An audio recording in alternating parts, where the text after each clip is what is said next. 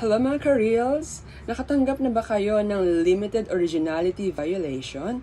Ayan, ako ayaw natin ng ganyang klase mga notification. Kinakabahan tayo mga content creator pag ganyan ang notification, di ba? O nga pala, naka-long form video tayo kasi hindi ito kasya sa reels. So ano nga ba yung 3 major behavior sa ilalim ng limited originality behavior? So number 1 dito, yung sinasabing limited editorialization. So ano itong limited editorialization? Ito yung may video ka na kinuha mula sa ibang creator, nilagyan mo lang ng meme bars. O kaya nilagyan mo ng logos. O kaya change mo lang yung background music. O iniba mo lang yung speed, binagalan mo, binilisan mo. No, hindi yan pwede kay mameta kasi parang wala ka naman talagang binago. Konting-konti lang, kaya nga limited. At isa pa, sa ilalim pa rin ng limited editorialization, yung meron kang kinuhang video, tapos ang ginawa mo, nilagyan mo ng subtitle. Nag-translate ka lang. Saan galing yung subtitle? Doon din sa audio ng video na kinuha mo. Bawal yun.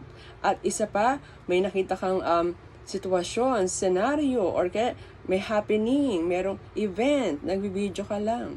Wala kang namang sinasabi. Wala kang dinadagdag na information. Ayaw ni mameta yon. Dapat may natututunan sa'yo yung mga audience mo. Again, yan yung isa. Yan yung under ng limited editorialization. Wala ka naman talagang binago. So, second dito is yung aggregating. So, ano ba yung aggregating?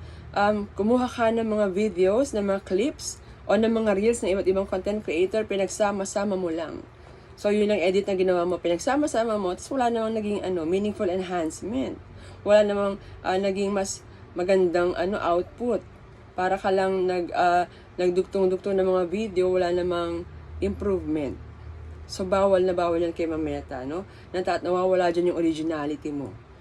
At number 3, yung tinatawag nating duplicative content. Ito yung nag-upload ka ng video o reel mo sa profiles, in-upload mo rin sa iyong page. Bawal na bawal yan, no? Nakikita ni mameta yung lahat ng galaw natin dito sa paggawa ng ating mga content sa mundo ng reels, kaya dapat maging maingat tayo para wala tayong mga ganitong klaseng violation. So kung nakatulong yung video na to, share mo rin sa ating kapwa content creator para maging aware at para maiwasan yung ganitong klaseng violation. Thank you for watching. Bye!